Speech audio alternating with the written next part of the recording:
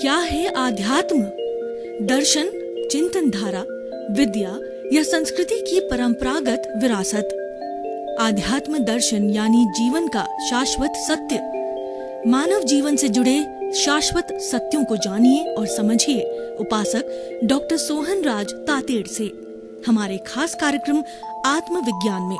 आत्मविज्ञान यानी सही दृष्टि, सही सोच। भाई और बहनों, मातृशक्ति को नमन। चैनल 24+ न्यूज के खास और आध्यात्मिक कार्यक्रम हमारा आत्मविज्ञान में आपका हार्दिक स्वागत है, अभिनंदन है, सत्कार है। आत्मविज्ञान कार्यक्रम के तहत हम आपकी दृष्टि को सही करने आए हैं। आपके भीतर जो मिथ्यात्व है, आपके भीतर जो रॉन्ग बिलीफ है, उस रॉन्ग बिलीफ को हम सही बिलीफ में बदलने आए हैं, राइट बिलीफ में बदलने आए हैं। और जब एक बार बिलीफ हमारी राइट हो जाती है तो हमको सही दिशा मिल जाती है। सही दिशा बदलने से, सही दिशा मिलने से हमारी सही दशा हो जाती है। और हमारा अगर नज़र सही है तो हमारा नज़रिया सही हो जाता है, हमारी दृष्टि सही है तो हमारी सृष्टि सही बन जाती है। तो हमारी सृष्टि को सही करने के लिए ये आत्मविज्ञान कार्यक्रम है।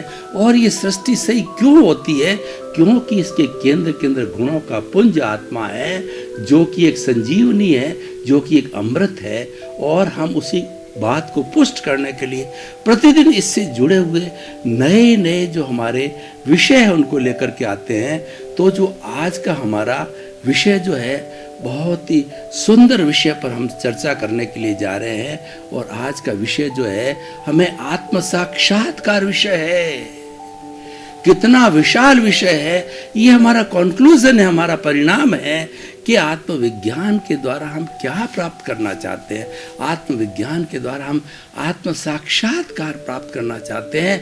और सभी धर्मों का, सभी धार्मिक ग्रंथों का निष्कर्ष, उपसंहार, कंक्लूजन जो है वो है आत्म साक्षात्कार। ये धर्म क्यों बने?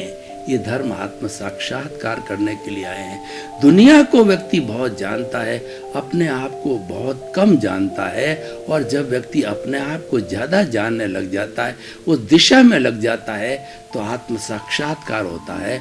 आत्म साक्षात्कार का अर्थ होता है आत्मा से भेंट होना, आत्मा से मिलना और आत्मा से बातचीत करना।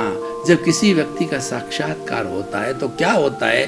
दो व्यक्ति आपस में मिलकर के इंटरेक्शन करते हैं, एक दूसरे का प्रश्न करते हैं, एक दूसरे से जिज्ञासा करते हैं और समाधान प्राप्त करते हैं। जब गुरु से शिष्य मिलता है तो शिष्य होता है अपने जीवन निर्माण के लिए, अपनी साधना को पुष्ट करने के लिए, अपना आत्म साक्षात प्राप्ति करने के लिए वो गुरु के सामने प्रश्न रखता है। गु का मतलब होता अंधकार, रू का मतलब दूर करने वाला। गुरु एक ऐसा दीपक है जो अज्ञान रूपी अंधकार को दूर करता है।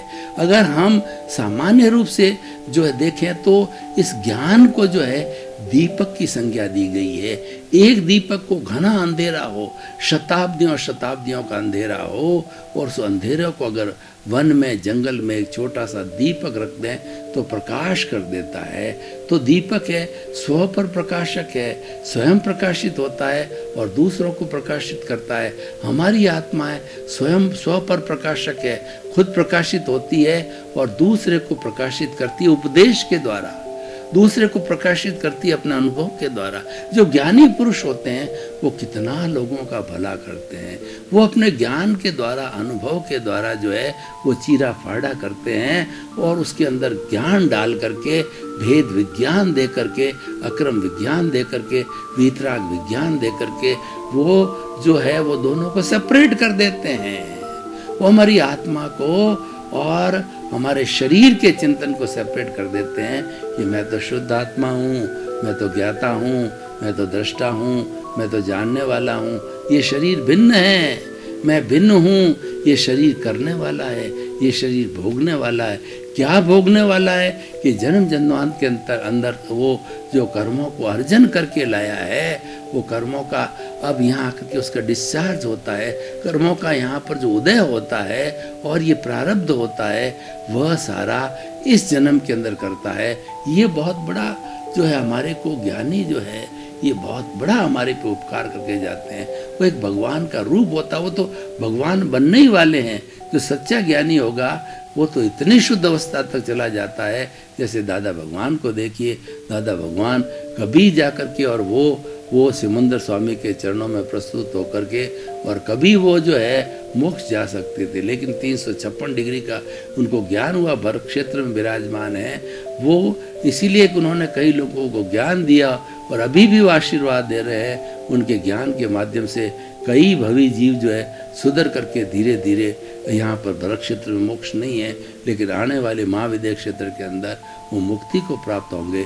तो इस तरीके से भाइयों, आत्म साक्षात्कार एक जीवन का लक्ष्य है, सर्वोत्तम लक्ष्य है। अगर आप मेरे को कहो कि आप एक ऐसा शब्द दीजिए, एक ऐसी विधा बताइए जिससे मेरा सर्व कल्याण हो जाए, तो वो अल्टीमेट अवस्था है, जो अल्टीमेट ट्रुथ है, वो आत्म साक्षात्कार है। ये कुदरत का कानून है और ये सनातन सत्य है कि आत्म साक्षात्कार होने के बाद में मुक्ति दूर नहीं है। आत्म साक्षात्कार एक मंजिल है, पर वो मंजिल प्राप्त कब होती है?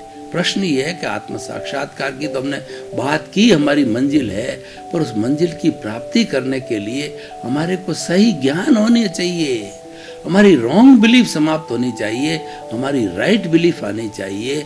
जो हमारी रॉन्ग बिलीफ क्या है कि ये मैं करता हूँ, मैं तो करने वाला हूँ, ये घर मैंने बनाया, ये पैसे इकट्ठे मैंने किया है और जो है वो मेरे बच्चों का पालन पोषण मैं करता हूँ, मैं पिता हूँ, मैं ससुर हूँ, मैं ज्ञानी हूँ और मैं जो है इस धन संपत्ति का मालिक हूँ, मैं विद्वान हूँ, मैं मंत्री हूँ, मैं राष्ट्रपति हूँ, मैं प्रधानमंत्री हूँ, मैं कुलपति हूँ। ये प्रश्न कर्ता भाव के हैं। ये कर्ता भाव कर्म बंधन का कारण है और जहाँ कर्ता भाव है वही राग द्वेष है। और आत्म साक्षात्कार करने का उद्देश्य क्या है कि राग द्वेष को ऊपर रख दो। ये राग द्वेष रूपी हमारी जो बहन है उसको कहो तुम ससुराल चला जा, और जो दूसरी प्रज्ञा बहन है उसको बुलाओ कि बहन तुम आओ और तुम आकर के मेरे को मुक्ति की ओर ले जाओ, क्योंकि राग द्वेष हमें भटकाता है। ये राग द्वेष बुद्धि को दूषित करता है। राग द्वेष वाली बुद्धि कुबुद्धि कहलाती है, प्रज्ञा वाली बुद्धि है सुबुद्धि कहलाती है। और ये कुबुद्धि होती है, उल्टा चिंतन करती है, ये हमारा साक्षात्कार होने नहीं देती, ये रोड़े लगाती है। ये संसार अच्छा है, ये 5 इंद्रिय सुखों को अच्छा बता देती है और हमको तो कहती है eat drink and B Mary, खाओ पियो और मौज करो, बार बार ये जीवन नहीं मिलता है और इस जीवन के अंदर जितना ऐश और आराम कर लो वो आपका है। ये इस तरीके से भटकाती है।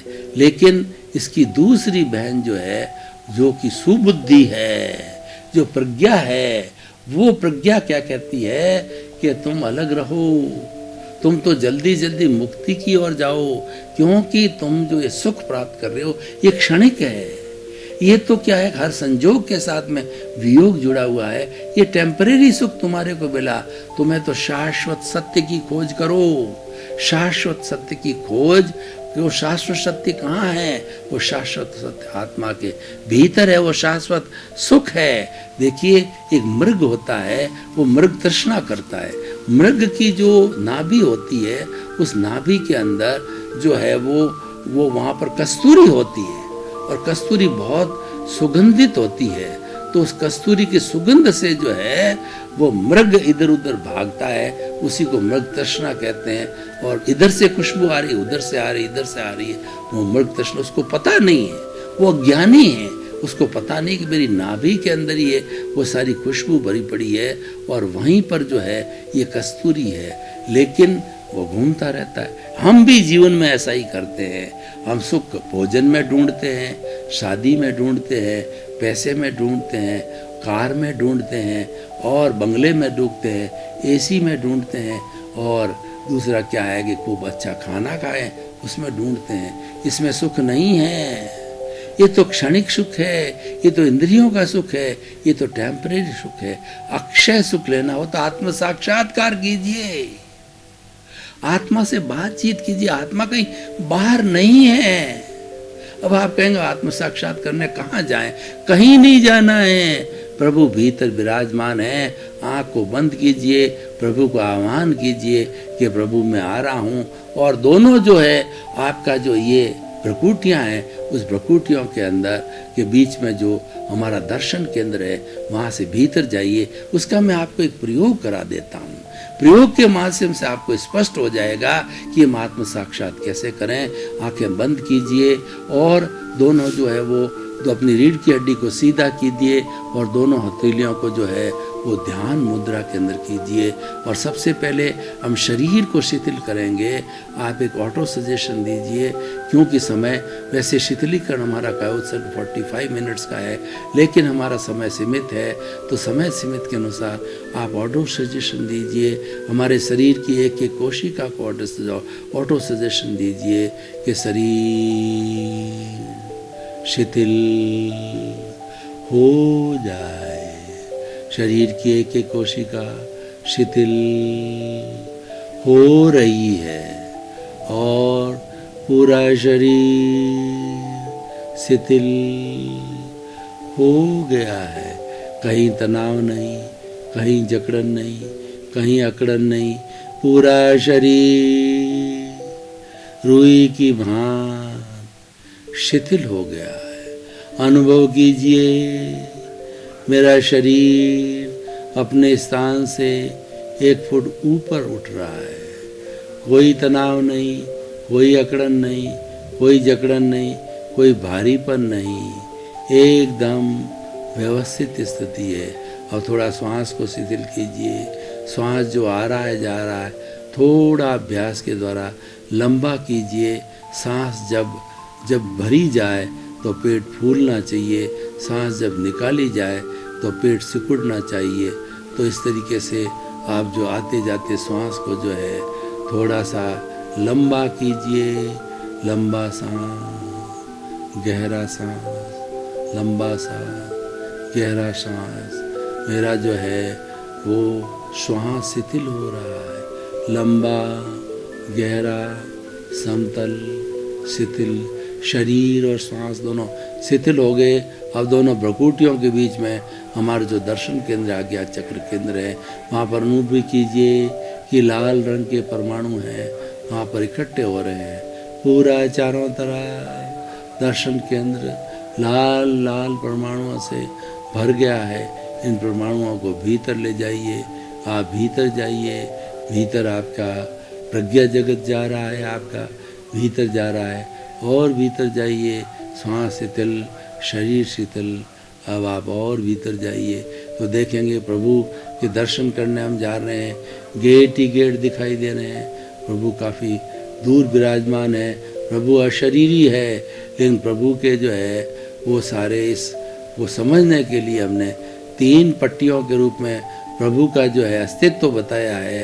पहली पट्टी है वह जो है वो अरुणिमा कलर की है, वो ब्राइट अरुणिमा। दूसरी पट्टी है लाइट हल्दी के कलर की पट्टी है, चमकता हुआ। और तीसरी पट्टी जो है एकदम वाइट कलर की चमकती हुई पट्टी। तो ये भीतर जाकर के देखिए प्रभु विराजमान है और तीनों पट्टियाँ लगी हुई है। जो हमारी अरुण कलर की पट्टी है उसका हम चिंतन करते हैं तो वो हमें बड़ी शांति देता है, हमारे रोम रोम में शांति होती है।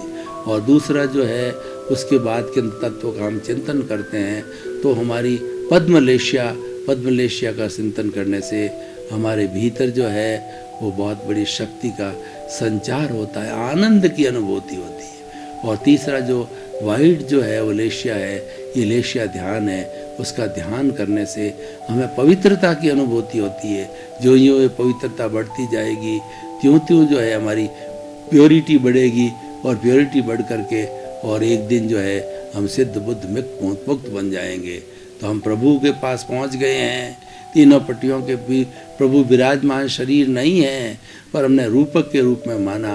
प्रभु से बात कीजिए, प्रभु को आप जो है सजेशन दीजिए, प्रभु मैं आपकी सेवा करूंगा, प्रभु मैं आपको मुक्त करूंगा। मुझे शक्ति दो कि प्राणी मात्र के प्रति मेरी कोई भी हिंसा ना हो, उनको कोई बुरा भाव ना करूं, न तो मैं स्वयं के लिए बुरा भाव लाऊं, न जगत के किसी जीव के लिए बुरा भाव लाऊं।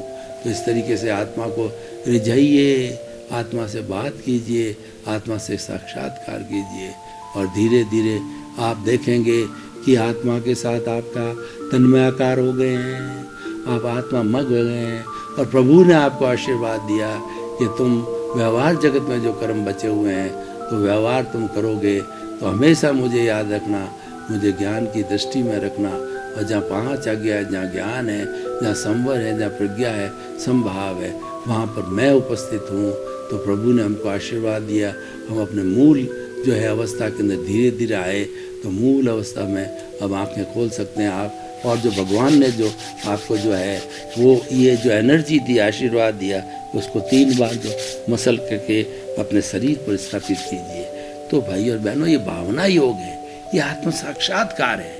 हमने भीतर जाकर के अपनी आत्मा से साक्षात्कार किया, ये प्रयोग है। हम हमारे द्वारा ही चले और हमारा ही जो अस्तित्व है उसका हमने साक्षात्कार किया। कितनी सुंदर व्यवस्था है कि हमारे द्वारा, जैसे कि लोकतंत्र की व्यवस्था होती है, वो जनता के द्वारा, जनता से, और जो है जनता के लिए। तो आत्म साक्षात्कार क्या है? वो सबसे बड़ा प्रजातंत्र है कि आत्म साक्षात्कार, मैं ही आत्मा हूँ और मुझे ही मेरा साक्षात्कार करना। और सबसे बड़ा कठिन कार्य है कि जब व्यक्ति दूसरे का बहुत बातचीत कर सकता है, दूसरे से बहुत बड़ा उसको संदेश दे सकता है, बहुत बड़ी हेल्प कर सकता है, बड़ी बड़ी प्लानिंग करके, और विश्व के अंदर इतनी बड़ी बड़ी फैक्ट्रियाँ, इतनी बड़ी बड़ी चीज़ें खड़ी कर दी है, विज्ञान आ गया है, लेकिन अपने आत्म साक्षात के बारे में शून्य है, क्योंकि व्यक्ति भीतर जाता ही नहीं है। ये हमारा परमात्मा बाहर नहीं है, बाहर तो परमात्मा की अभिव्यक्ति है कि परमात्मा ने ये सारी दुनिया बनाई, ये बनाने वाला मनुष्य ही है, और इसके भीतर जो फैक्ट्री चल रही है, 10 तरह के जो सिस्टम चल रहे हैं, वो परमात्मा के द्वारा बनाए हुए हैं। परमात्मा ही बुलाता है, परमात्मा ही सिस्टम को चलाता है। परमात्मा न होता है, आत्मा न रहता है, तो राम नाम सत होता है, डेड बॉडी हो जाती है। फिर हम क्या बात करेंगे, क्या सोचेंगे, क्या खाएंगे, क्या पिएंगे? हम क्यों भूल रहे हैं कि सब कुछ प्रवृत्ति करने के बाद ही हम मुख्य तत्व जो हमारे भीतर है उसको भूल रहे हैं। उसके अस्तित्व की हमको जानकारी नहीं है। जानकारी कब होती है कि जब अंतिम डेड बॉडी की स्थिति में आते हैं और हमको दिखने लग जाता है कि अगला भव हमारा बिल्ली का है, या अगला भव हमारा शेर का है, एक चीते का है, एक चींटी का है, किसका है, तब उसको भय लगता है। क्योंकि जो व्यक्ति जैसी लेशिया में मरता है उसी लेशिया में पैदा होता है, और अंतिम समय जैसा हमारा भाव का बंधन होता है, अंतर मुहूर्त में हमको छोटा थोड़ा थोड़ा थोड़ा थोड़ा धुंधला धुंधला अभ्यास होने लग जाता है। तो भाई और बहनों, मैं ये बताना चाहता हूँ कि आप आत्म साक्षात्कार कीजिए। बाहर कहीं नहीं जाना है, किसी भी जो आपको तीर्थ यात्रा में नहीं जाना है, भीतर प्रभु विराजमान है, वो भीतर जाइए। और भीतर जाने के लिए बहुत सीधा रास्ता मैंने बताया कि ये जो हमारा दर्शन केंद्र है, आज्ञा केंद्र है, या इसके ऊपर हमारा ज्योति केंद्र है, इन केंद्रों के माध्यम से जो है आप जाकर के भीतर भीतर गहरे जाकर के और प्रभु से बात कर सकते हो, उससे साक्षात्कार कर सकते हो, उसको अपने मन की बात भाषा बता सकते हो, उनसे आशीर्वाद ले सकते हो, और उनको जो है आप अपना संकल्प बता सकते हो, हे प्रभु आप तो मुक्ति वाले हो, लेकिन मेरे इस शोहन राज रूपी शरीर के अंदर आप जो है वो कैद में हो, कारागार में हो, तो मैं संकल्प करता हूँ कि आपको कैद से मुक्त करूँगा। जब वो कैद से जो प्रभु मुक्त होगा तो आप ऑटोमेटिकली मुक्त हो जाओगे, क्योंकि ये शरीर तो है वो भुगतान की मिला है। वो मुक्ति कब मिलेगी? जब सारा भुगतान पूरा हुआ और ये शरीर गया, क्योंकि ये भुगतान तक ही शरीर है। ये टेम्परेरी अवस्था होती है, जड़ की अवस्था होती है, लेन देन की अवस्था होती है। ये लेन देन का साधन है। शरीर माध्यम खलु धर्म साधनम, शरीर है वो धर्म की साधना करने का माध्यम है। शरीर जो व्याधि मंदिरम, शरीर के अंदर इतनी अशुद्धि भरी पड़ी है, फिर भी शरीर से हम इतराते हैं। अरे शरीर की अशुद्धि को व्यक्ति अगर कई बार क्या होता है, हम जब हमारे दांत के अंदर कोई भी चीज़ डालते हैं और उसका दांत के साथ में उसका जो दांत का मैल आता है तो इतनी बदबू मारता है कि हम जो है बहुत तकलीफ में आ जाते हैं, हमारा सिर चकराने लग जाता है। अरे छोटी सी जो आत्मा, हमारे जो दांत की बदबू से आप इतने परेशान हो गए, तो भीतर की सारी बदबू चमड़ी को हटा करके देखोगे तो आप तो क्या है कि एकदम पागल हो जाओगे कि इतना अशुद्ध शरीर, सबसे अशुद्ध शरीर ये मनुष्य का है इस सृष्टि में, लेकिन वो सबसे बड़ा उपयोगी है क्योंकि इसमें प्रभु विराजमान है और इसकी जो है इंद्रियां, मन, बुद्धि, चित्त संपूर्ण विकसित है। और यही शरीर एक ऐसा शरीर है, औदारिक शरीर है, वही मुक्ति को प्राप्त हो सकता है, दूसरा शरीर कोई भी प्राप्त नहीं हो सकता है। तो ये सारा होगा कैसे? ये आत्म साक्षात्कार करने से होगा।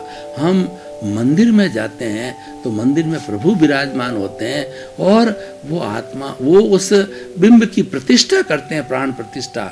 जब जाकर के वो जिंद बिंब बनता है, वो भगवान की मूर्ति बनती है, तभी हम उसकी प्रार्थना करने लग जाते हैं, उसके सामने बैठ के ध्यान करने लग जाते हैं और प्रभु से हम बात करते हैं कि जो है, हे प्रभु मुझे मुक्ति दो, हे मुझे सब कर्मों को काटो। तो वो तो भगवान जो जड़ है, मूर्ति अपने भीतर बैठा है, वो असली भगवान है, वो तो उसका प्रतिबिंब है। आप असली कोई देखिए ना, वो आपके भीतर है, वो कहीं बाहर नहीं है। आप चाहे किसी मंदिरों की कितनी 33 करोड़ देवी देवताओं के मंदिर में जाकर के आप जो तीर्थ यात्रा करके आ जाओ, विश्व भ्रमण करके आ जाओ, चाहे कहीं पर तीर्थों में चले जाओ, पर साक्षी आपको अपने भीतर विराजमान आत्मा की रखनी पड़ेगी। तो इसीलिए आज का विषय जो है आत्म साक्षात्कार बहुत बड़ा सुंदर विषय है। आप इससे बात कीजिए, इसकी कृपा लीजिए और इस प्रभु से जो है वो उसकी सेवा दीजिए और सेवा लीजिए, इसकी उपासना कीजिए, उसके पास बैठिए।